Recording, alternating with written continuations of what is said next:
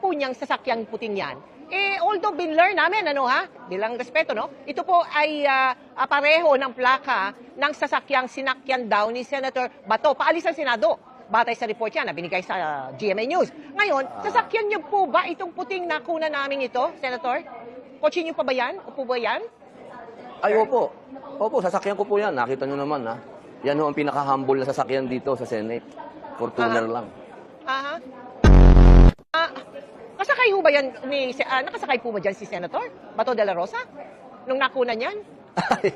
Antayin na lang po natin, Tita Mel, yung investigasyon. Opo. Pero akin po yan. Opo, kayo ba nakasakay doon? Na kotse ko po yan. Sir, kayo, nakasakay ba kayo dyan?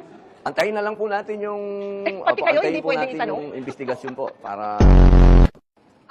Alam niyo po ba kung nasaan ngayon si Senator Bato? Nagkausap po ba kayo? Mula nang magkahiwalay kayo sa Senado ng Huwebes? Ay, hindi po. Wala. Ayun. At kayo yung nangangako, nagsasabi ngayon sa sambayanan na pag nandun na sa investigasyon, sasabihin nyo na lahat. Ganon. Ganon po ba, Senator? Ay, wala po akong record ng pagsisinungaling.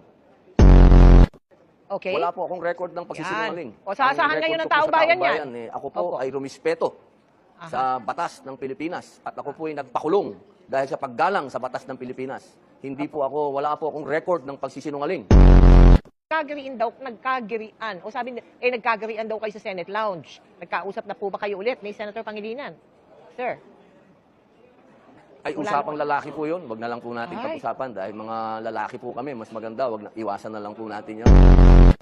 Paano nyo kayo babalansihin yan? Yung pagiging akalyado ng bise at pag-upo naman bilang isang senator judge. Paano kung mabalansihin yun? Hindi na po tayo pwedeng magkomento dyan. Hindi na po. At ganun din po yung 5 araw sa prosecution. Magpapasalamat na lang po kami sa inyo. Magandang gabi po, Senator Robin Padilla.